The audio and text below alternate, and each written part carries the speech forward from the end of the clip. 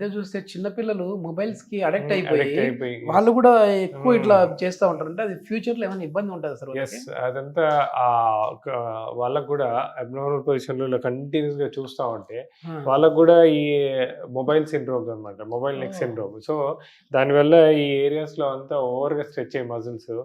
హ్మ్. చిన్న చిన్న నర్వ్స్ అన్నిటి మీద ఎక్కువ ప్రెషర్ పడి కంటిన్యూస్‌గా పెయిన్‌లొస్తా ఉంటాయి వాళ్ళకి. ఓకే. పీఆర్‌పీతో దీనికి ఎట్లాంటి ట్రీట్మెంట్ ఉంది సార్? అంటే ఈ డిస్క్ బల్జ్ అయిన వాళ్ళకి గావచ్చు, దీనికి సంబంధించి ఏమైనా పీఆర్‌పీ అక్కడ ఇవ్వడం వల్ల మరి పెయిన్ తగ్గుతదా అండి?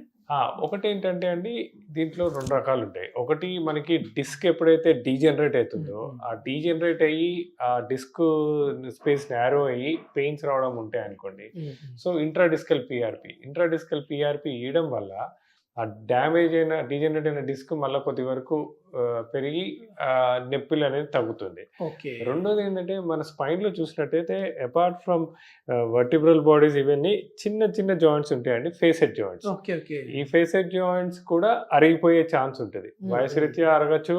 దాని మీద స్ట్రెయిన్ పడ్డా అరగొచ్చు. అని ఇంతకుముందు నేను చెప్పాను కదా! ఇంప్రాపర్ అవును. పొజిషన్‌లో కూర్చున్నప్పుడు దాని మీద ఎక్కువ స్ట్రెయిన్ పడి గంటల తరబడి అంటే కింద హ్మ్. కూర్చొని సిస్టమ్ వర్క్ చేసినప్పుడు అలాంటిటప్పుడు ఆ ఫేసెట్ జాయింట్స్‌లో కూడా కొద్దిగా మార్పులొస్తాయి.